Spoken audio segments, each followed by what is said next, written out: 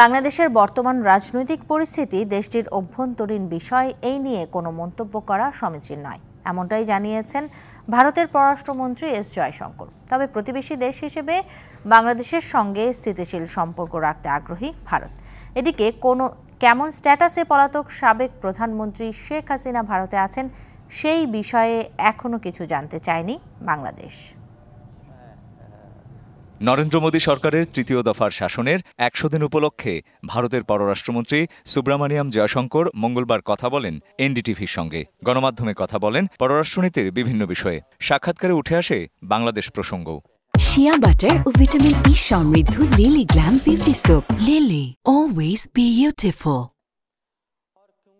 এক প্রশ্নের জবাবে ভারতীয় পররাষ্ট্রমন্ত্রী বলেন, সম্প্রতি বাংলাদেশে যেসব ঘটনা ঘটেছে তা একান্তই বাংলাদেশের অভ্যন্তরীণ বিষয়। পাশাপাশি এও জানান, ভারত সবসময়ই প্রতিবেশী দেশগুলোর বিদ্যমান সরকারের সঙ্গে সম্পর্ক রক্ষা করে চলে।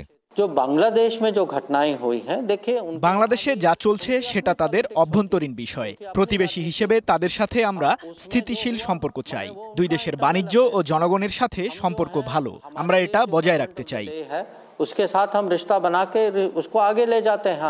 এদিকে কোন স্ট্যাটাসে পলাতক সাবেক প্রধানমন্ত্রী শেখ হাসিনা ভারতে আছেন জানতে চাইলে পররাষ্ট্র উপদেষ্টা তৌহিদ হোসেন বলেন, আনুষ্ঠানিকভাবে এ বিষয়ে এখনো কিছু জানতে চাওয়া হয়নি।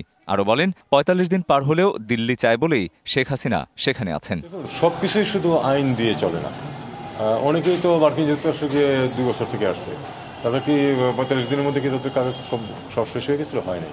এখন ভারত সরকার তাকে আশ্রয় দিয়েছে, উনি ওখানে থাকছেন। আমাদেরকে এটা এভাবেই দেখতে হবে। আমি কোনো অফিসিয়াল তাদেরকে কিছু বলিনি। রঞ্জন শুভ্র, ডিবিসি নিউজ ডেস্ক।